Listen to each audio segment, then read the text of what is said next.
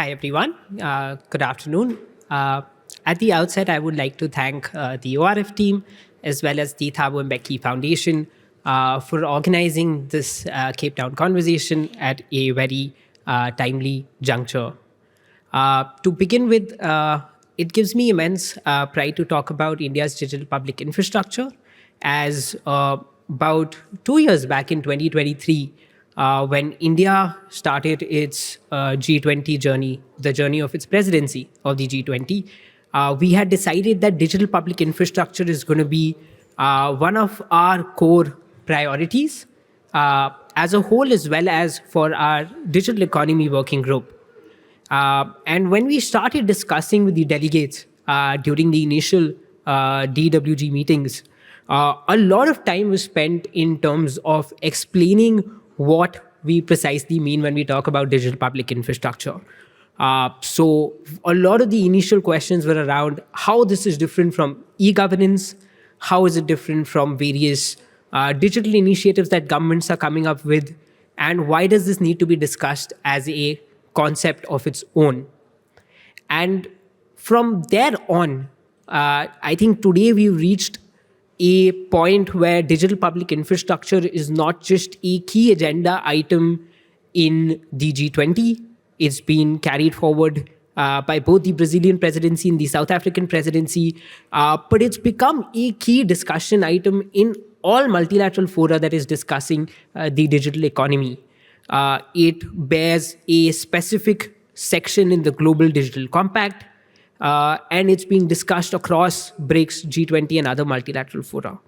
And I think that is because what we've come to realize today is that digital public infrastructure is not just a viable model for transforming public service delivery for developing economies, but it is a model for transforming public service delivery, governance, and open digital innovation for countries across the world, both emerging as well as developed. At its core, the digital public infrastructure philosophy is how do you balance open markets and open innovation with ensuring that every player has a equal opportunity to participate in the digital economy, and there is no creation of monopolies. So what we see is that there are three fundamental approaches to the digital public infrastructure thinking. One is that you give every player in the ecosystem an ability to identify themselves, and this is where the digital identity layer comes in. You give every player in the ecosystem an opportunity to transact, and that is where the payments layer comes in. And then you give every player in the ecosystem an opportunity to exchange information and data, and that is where the data exchange ecosystem comes in. So you have three foundational digital public infrastructure layers. They, of course, consist of identity, payments, and data exchange. And in India as well as across the world, what we've seen is where this has been implemented successfully, there has been immense benefits and immense transformation of how government-citizen interaction, digital innovation, and public service delivery have been transformed. Tying all these three layers together is a ecosystem that enables every participant to interact across these three layers. So in the context of digital health, for example, our National Digital Health Mission has a unified health interface. It's called UHI, or Unified Health Interface. It allows various data registries, such as registries on identification of doctors, health facilities, etc., to be discoverable by every participant, and to every participant be able to transact and avail services there, essentially eliminating middlemen. By India's own experience in terms of how this has led to on-scale implementation, India's digital identity system today covers 99% of its population, and even more than that. That's 1.4 billion people that have access to a universal digital identity, Aadhaar. In terms of payments, our unified payment interface, or UPI, has reached about 20 billion transactions monthly in terms of volume, and in terms of value, this exceeds 2 trillion USD. And in terms of data exchange, we have this platform called the DigiLocker. It's essentially a digital wallet that contains in digital collaterals all your documents and information. And there are over 2,000 organizations that are using this for verified credentials and verified document exchange. There are over 600 million people who are using this daily. And in your phone today in India, you can carry all your verified national documents, your 10th certificate, your 12th standard certificate, your driving license, your digital identity, and you can use any digital device and these three foundational digital public infrastructure to transact, to exchange information, and to be able to do all this in a secure manner.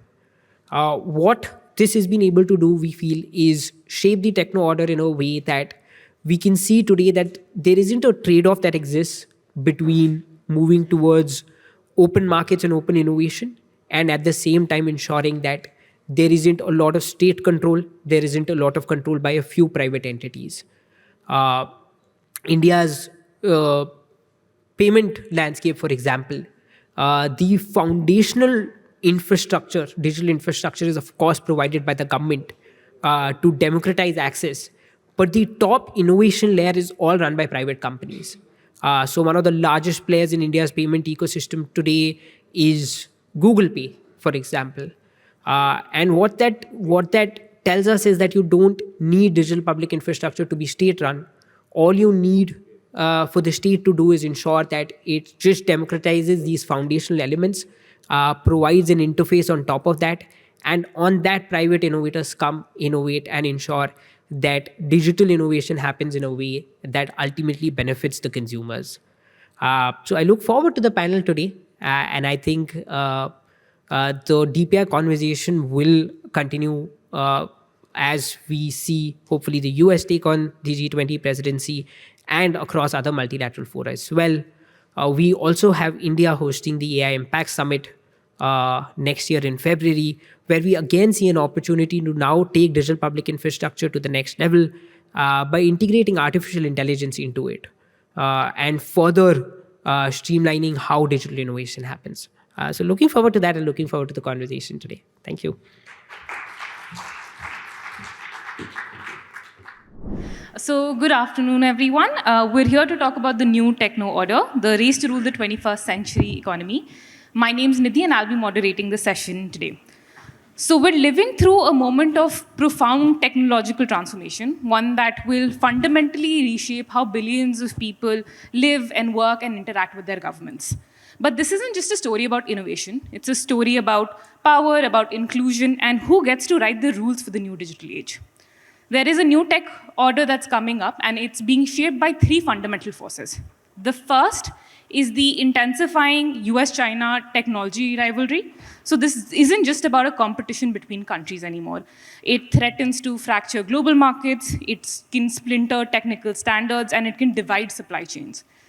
The prospect of a balkanized digital world where different regions operate on incompatible systems is no longer theoretical. This is something that we're seeing as starting to happen. The second is that the European Union has positioned itself as the world's regulatory powerhouse. So despite lacking the tech giants of Shenzhen or of the Silicon Valley, the EU has become the global rule maker through frameworks like the GDPR, the Digital Services Act, the AI Act. So Brussels may not build the platforms, but increasingly we can see that it sets the terms on which it operates. And third, and perhaps the most interesting, which Kushal already talked about, is the emergence of alternative models like India's digital public infrastructure. So these models, they offer an alternative vision, one that is built on open, interoperable systems that are built they are designed explicitly for scale and inclusion. So before we get into the conversation, let's look at what's at stake. So whether this emerging techno order is inclusive or exclusive is going to decide how billions of people access education, healthcare, and economic opportunities. But at the same time, there's also a gender dimension here. So women and marginalized groups are disproportionately affected by digital exclusion. They face a heightened risk of online violence and harassment.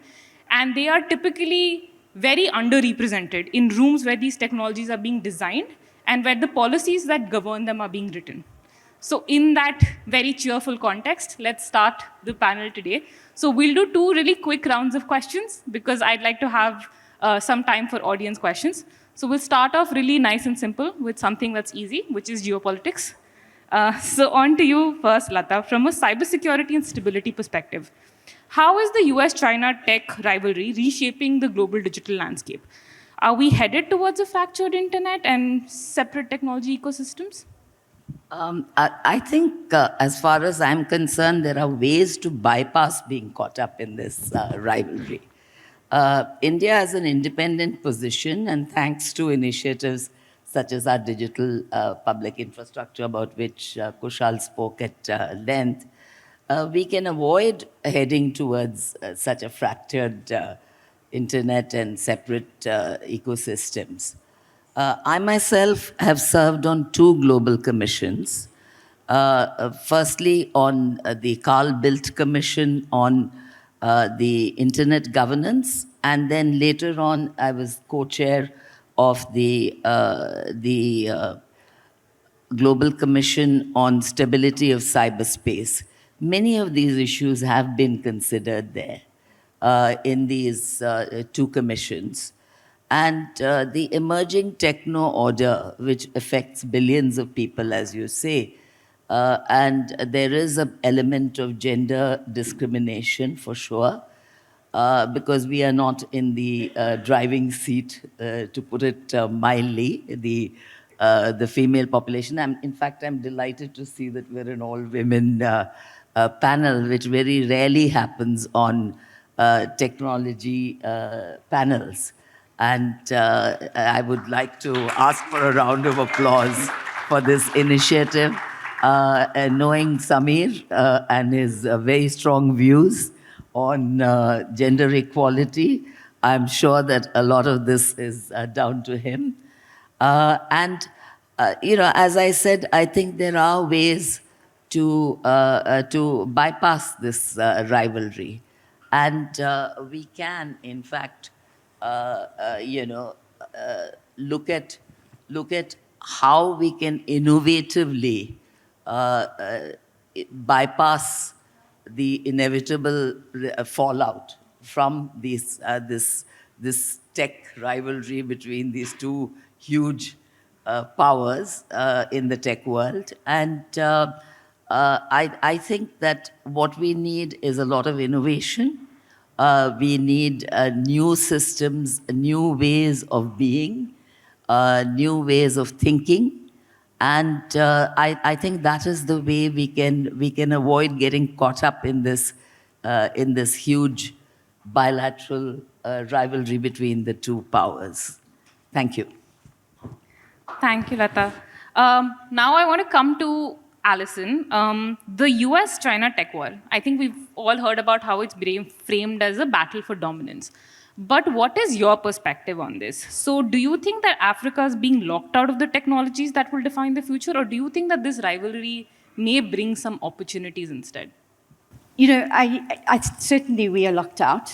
I just want to kind of emphasize that that's not a new situation for Africa. That's, Africa's long been the place where resources are collected, and there are very unequal power relations around that form of extraction, our participation in global supply chains, our ability to govern what happens in these areas of these new technologies. But I think what is very important now is the nature of this kind of what's often been called this new scramble for Africa, because I think it is very different. We are dealing in a situation where we're not looking at traditional sovereign states. We're looking at global players who dominate the market. And if we look at the kind of US-China rivalry, in fact, in terms of investments on the continent and what's happening on the continent, especially with US aid pulling out of many other areas, but in the digital area anyway for a long time, it's really the big tech companies and some of the big infrastructure providers that are players in the field. And then on the China side, it's more a sovereign state strategy where they are rolling out infrastructure. And very often infrastructure that's on a much bigger scale, really responding to local needs, moving very fast, but in both cases, without a significant integrated, harmonized African framework in which this is done. So very often, part of this control of this new environment is actually that you control global standards, standard setting, these kinds of things that China's been very successful at doing.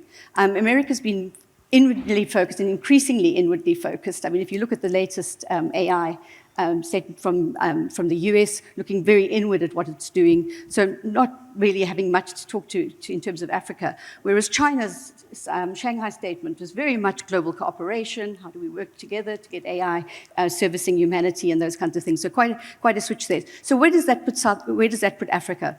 I mean, basically what's not acknowledged in these disruption of global value chains and the geopolitics and the geoeconomics, this weaponization of trade and tariffs and things in order to reach the national interests of these big players, is the fact that Africa is actually, a lot of this wealth, a lot of this dominance, total capitalization of AI, 75% across US and China, of global AI. So other countries also a little bit, marginalized in this process.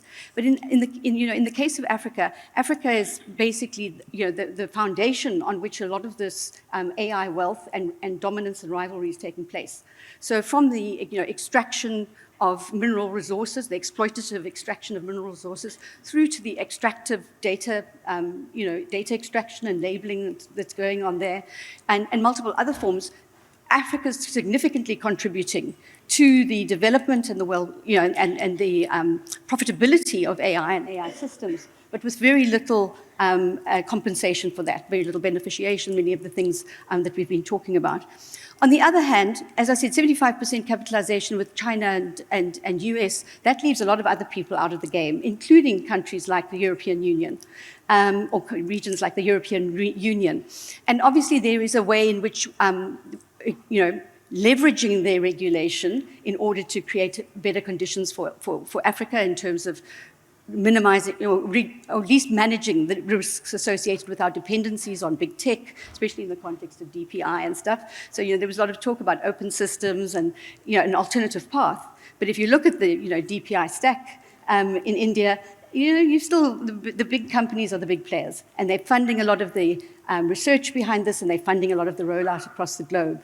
So, again, it's very important that Africa understands these interests. It can leverage, some of these in its interests. But at the moment, in terms of what we're seeing sort of in the G20 outcomes, a lot of focus on the US because of its boycotting of the situation, but not a lot of attention paid to the really conservative pushback by the UK, by Germany, by the European Union on some of the gains of the digital transformation agenda over the last 3 or 4 years.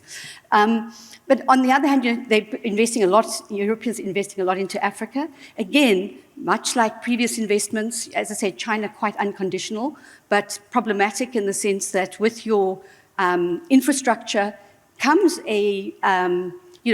an ideological or a software thing. So, the problem with a lot of the infrastructure being rolled out currently is with it comes very heavy surveillance systems, for the merit system in China that comes free, gratis with your infrastructure package. And as a result, some of the most undemocratic, repressive regimes on the continent are the quickest to take up these technologies. And we will, until we actually, there's a lot of opportunities within the Continental Free Trade Area, within the African Union Digital Transformation Agenda, the AI strategy, these various things that would allow us to really take a coordinated, harmonized position on some of these investments.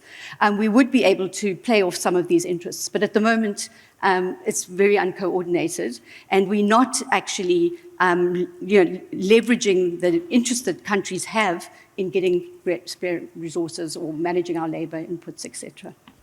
Christina, let me bring you in here on the gender dimension. So how does the emerging order sort of intersect with gender equality and women's rights? What are the gender dimensions of this new techno-order that you think we should be looking at, which we clearly are not? Thank you for the question, especially today on, I guess everyone knows, it's the International Day to End Male Violence Against Women today.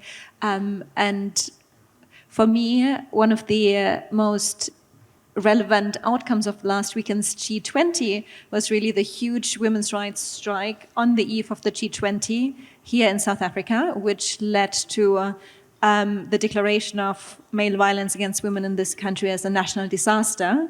It's a national disaster everywhere in the world. And when last night during the opening remarks here on the panel, we heard about that we're moving away from the rules-based order towards one which is based on strength and power, that really always means for those that historically have been deprived of power and that we are cementing exactly that. When strength counts, those that historically have been legally, economically, physically been deprived of the very freedoms that others in society are granted, then we have a huge problem. And especially with the developments of AI, what we're seeing is a cementing and scaling of misogyny around the world. To give one example, whenever there's talk about deepfakes and the danger of deepfakes for our society, most people, very often, they would think or talk actually about deepfakes using politicians, which could then in turn, consequently cause harm by putting words in their mouth which they didn't say. But the real problem with deepfakes is that 95% of deepfakes are non-consensual pornography, and 99% of those depict women. Women do not produce rape deepfakes about men. They're all produced by men about women. And what this leads to is that we're seeing a stark increase in the exclusion of women and other politically minorities from digital spaces, because it's never been easier to silence those voices. There are case studies, and my organization, we produced a couple of them earlier this year on gender disinformation. They are deliberately used to silence women politician candidates, women activists, women with a political opinion in the public. And it's really easy. Deepfakes apps can be downloaded by each of you and use a LinkedIn picture and you have your deep rape fake. And when we heard before about India and the public digital infrastructure there, in India, 2/3 of those on the internet are men and only 1/3 are women. And we see this gender divide in internet usage around the world, but of course with different levels of the gap. So when also for the AI summit that is coming up, we desperately need to integrate a feminist, a gendered, a humanist, I guess, perspective that really takes into consideration the security needs of all people. If you do not do so, we will have yet another component that adds to the decline of democratic processes, because not everyone, first of all, can, it's a question of access, and dares to participate, because online misogyny is rampant and it's likely to increase. I guess I'll leave it at here and take the rest for the second one. Yeah. I think just sort of pulling on that thread of inclusion and exclusion, who gets consulted. So I'll come to you, Stephanie, because your research examines how digital technologies transform democratic politics and inclusions. So when we're looking at this new sort of emerging tech order, there's a lot of multilateral processes that are going into it. There's a lot of efforts being made to make it inclusive, but who is actually participating in shaping it? Are developing countries being consulted? Where are the decisions on this actually being made? Thank you. Good, this is on. Yeah, a big question, I think one that builds on what my panelists have already addressed.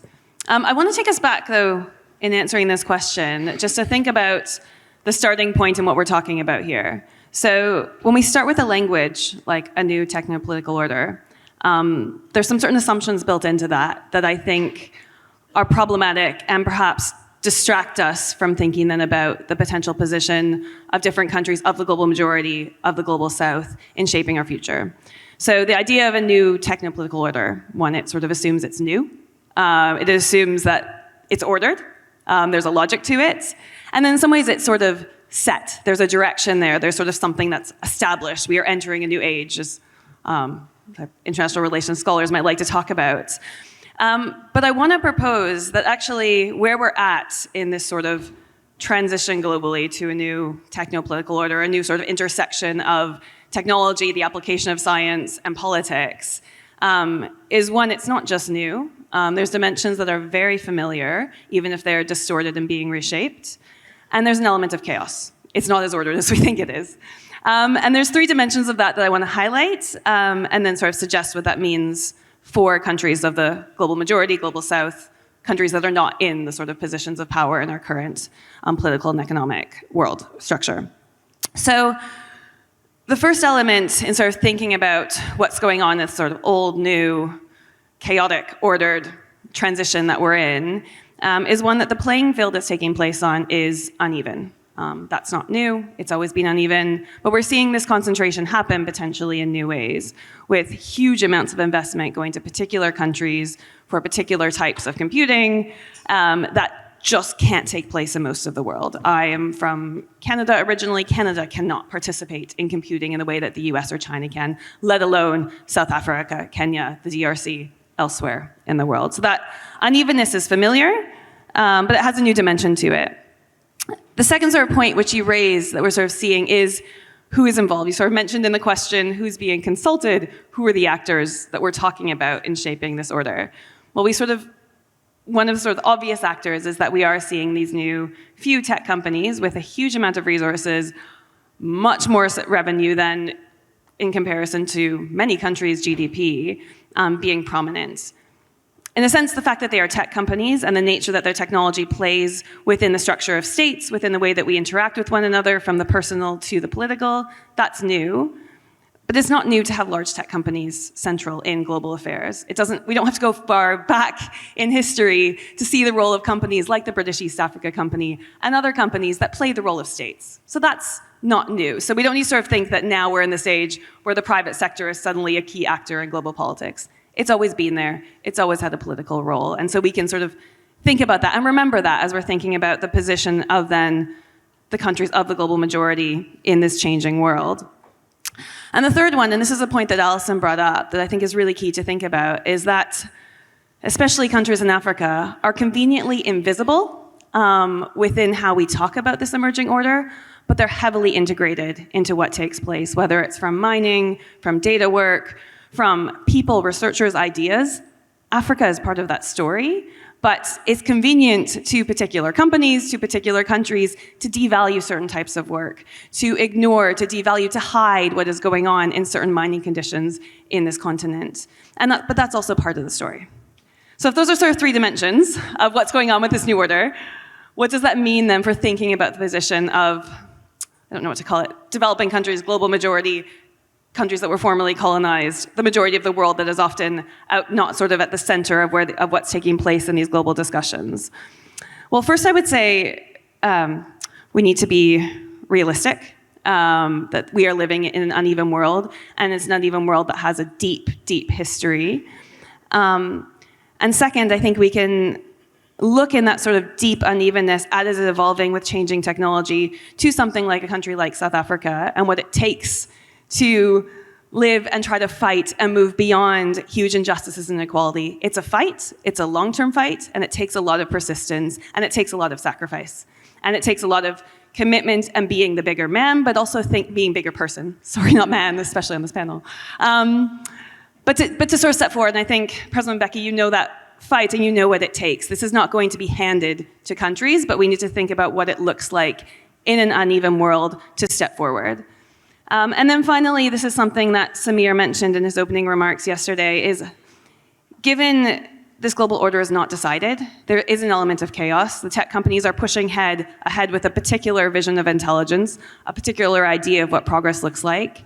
That's not the only vision of progress that's possible, and I think that there has to be space for countries of the global majority to think about what is the vision we want from this changing order, and how do we think about it from our position to move forward. Stop. Thank you.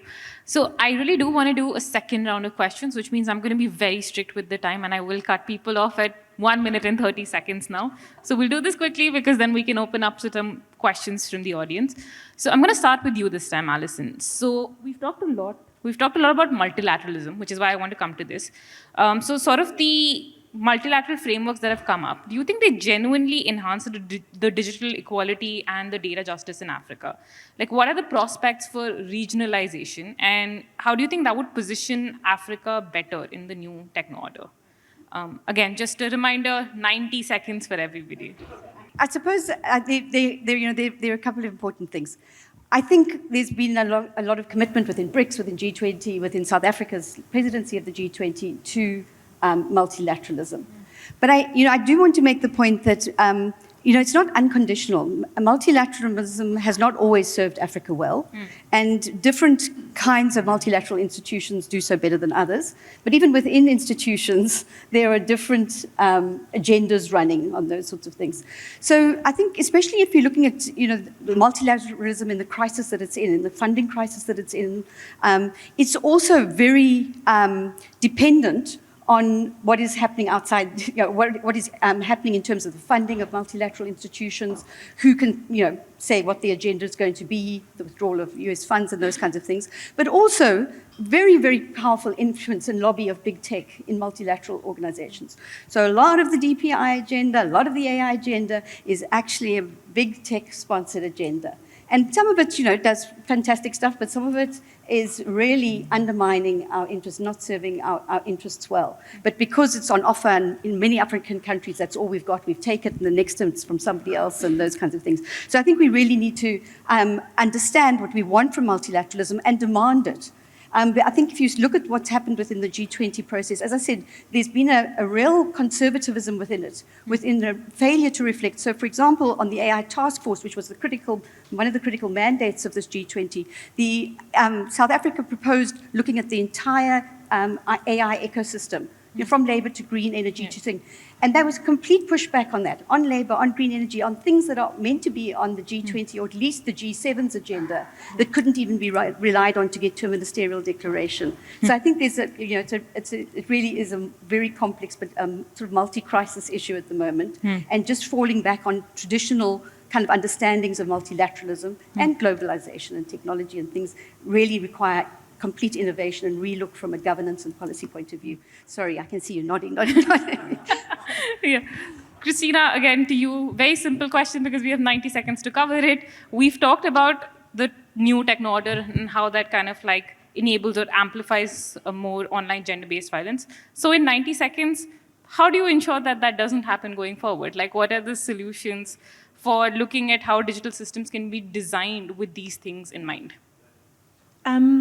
When we stop excluding those experts, there are plenty out there who are actually working on that. They're like whole organizations and commissions and boards of wonderful people, mostly women, but also men, who have all the expertise in the world to exactly tackle that.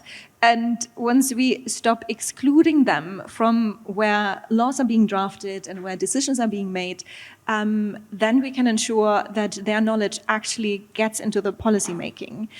Because last sentence, what I think we need to understand is that the huge part of that infrastructure is being built by what I would call the broligarchy, like the bros, the Musks and the Trumps and the Zuckerbergs and these guys who are very misogynist, not only since last year or before, but they have a history of misogyny. They're building, they're implementing, and these so-called strong men, obviously there's nothing strong about them, but these called strong men, they are building the infrastructure. So we cannot let that happen.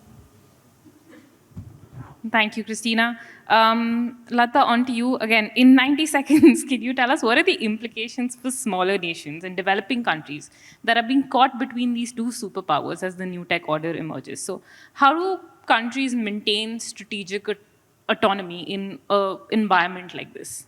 I think that it's not just the developing countries, but all countries can benefit from this. And the benefits, for say, of DPI are service delivery, economic participation, social inclusion, improved governance, bridging the digital divide, data protection, inclusivity, and a context-specific design, similar to roads, which provide us with a physical infrastructure to move goods around. And the foundation of a digital system is the backbone of modern societies. And UNDP does, in fact, actively support countries in designing their digital public infrastructure.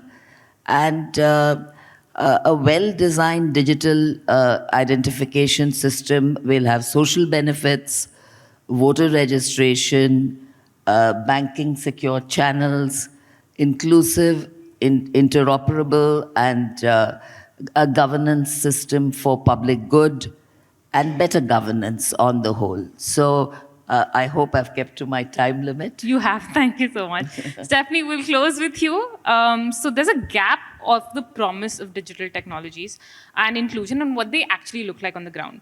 So when you look at, like, your work is across a lot of diverse contexts, what are the critical factors which determine whether digitalization actually enhances or undermines inclusion? So very simple question that can clearly be answered in 90 seconds. Okay, I'm watching the clock. So there's two things I just want to say, and then we can open it up to discussion for more. The first, inclusion doesn't happen as a side effect of efficiency. If your system or you're designing something for efficiency, it is not going to guarantee to be inclusive. A really great example of someone I spoke to about this was Transport for London in the UK, where their goal of digitalization was not efficiency, and they have kept cash as a key aspect of the system. And then the second, related to that, is that inclusion requires the right to not be included on your terms.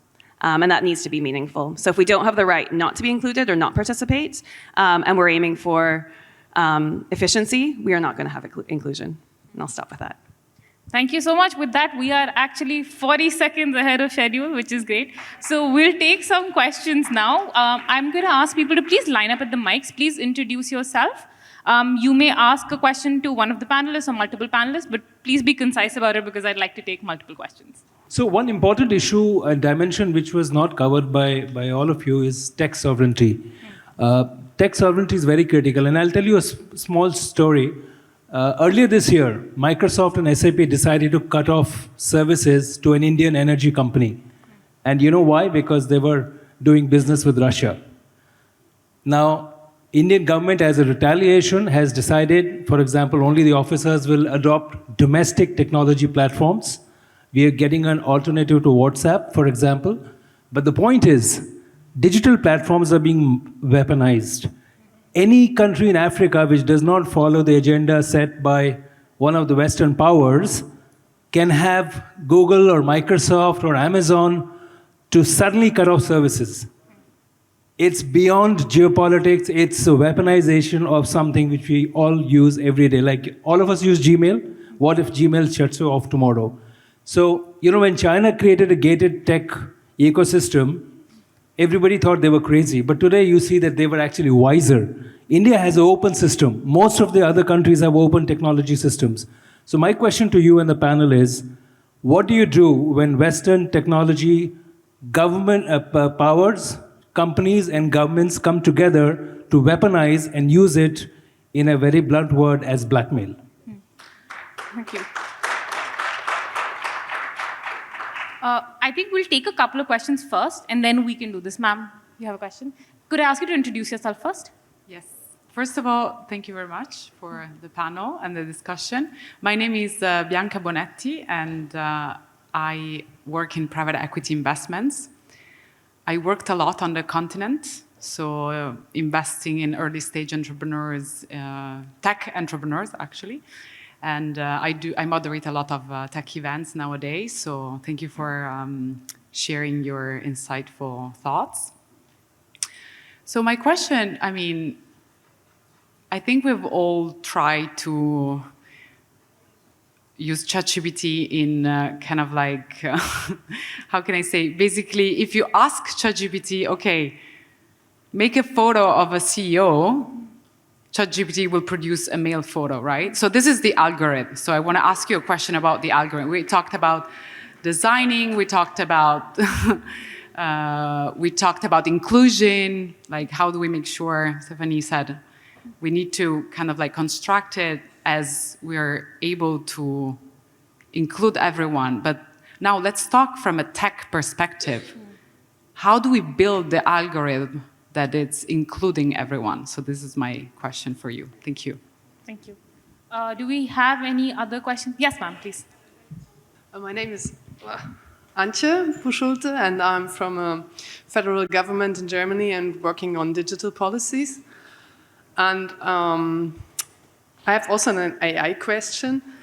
In the beginning, when you talked about the Indian DPI system, you said the top layer, or the first speaker said the top layer would be innovators which use the infrastructure. And then you also said you would like to integrate AI in that. But the most AI that is integrated is foundation models, large language models. There are also other types of AI which are not so difficult to handle. But what will you do then? Would you integrate OpenAI or other players? We have in Europe only one foundation model, which is Mistral, but it's not a big player compared to the others we talked about. So are you planning to have an own foundation model? Is it possible for regions other than the US and China? And I think to the question she had before me, I think you cannot rule them and make them just because it's a statistical parrot. It's based on data, lots of data, but it will be difficult to make rail guards or how you say that avoid this.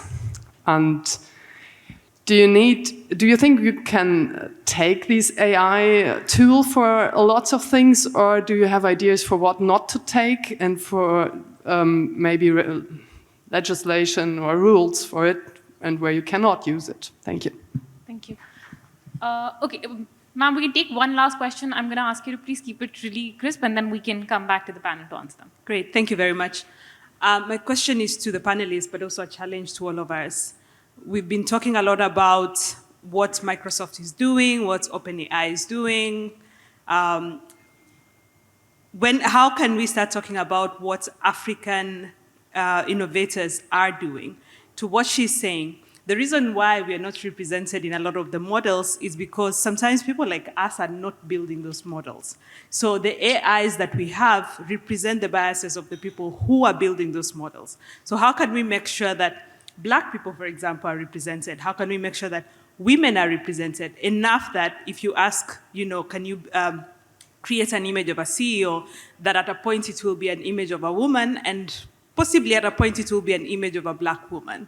So how can we invest in local, by local I mean Africa or Indian models, innovators, and how can we enhance technology on the continent such that people here can also be building those models? Because it might also be unfair to expect that someone sitting at, OpenAI, who went to Stanford computer science class, which was primarily a male-dominated class, would be thinking about Lynette, a Kenyan woman from Africa, to be able to be represented. So inclusivity, but also how do we make sure that innovation is happening here? Thanks. Thank you, ma'am. Can I ask you to just introduce yourself first?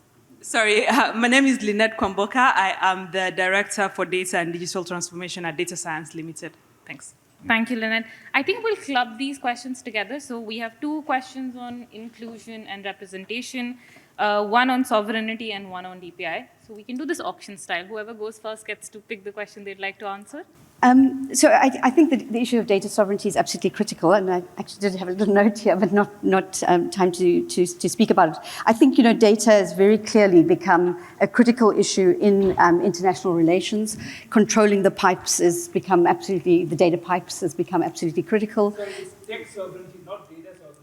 Yeah. So my point that I'm making is that national sovereignty, traditional sovereignty, as it's been historically understood, is how we've organized states on a kind of Westphalian model. That doesn't work anymore, because actually your national sovereignty means nothing if you don't actually control or have the data or are able to process and use it. So I'm very specifically making this point because I think that is what is actually influencing international relations and global governance at the moment to counter the previous openness we had around data flows and stuff and the internet environment.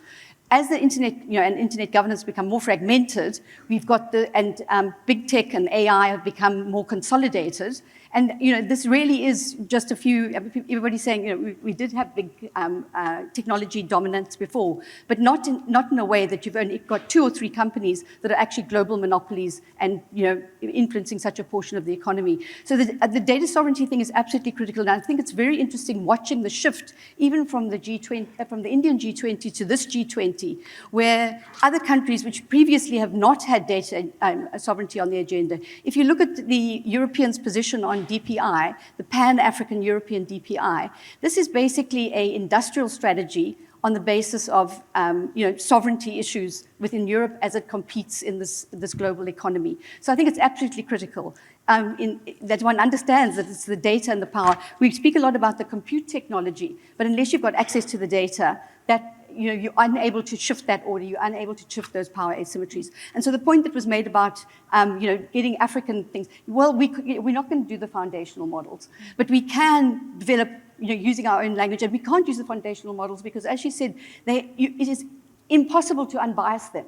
That's why the governance framework of responsible and ethical AI doesn't redress the existing inequalities. If we've got 2/3 of the continent who aren't even digitalized, they're not going to come up in those algorithms and in the data sets that are being used by foundational models. And then that's exacerbated as you go to generative AI and other AI, where we're continuously excluded. And synthetic data doesn't solve the problem because you're replicating the same issues. So it becomes imperative that Africa actually gets the access to data, that is entitled to it. Some of that is our data, but that we also strategically use data on the continent to ensure that African researchers, African entrepreneurs, we have this in our African Union data policy framework. We need to open it up so that countries can use this effectively. And we have to demand the same kind of access that European researchers and European entrepreneurs have to the big data sets of those companies and develop our local language modeling, which I think is a very exciting outcome of one of the G20 projects is the development of local language modeling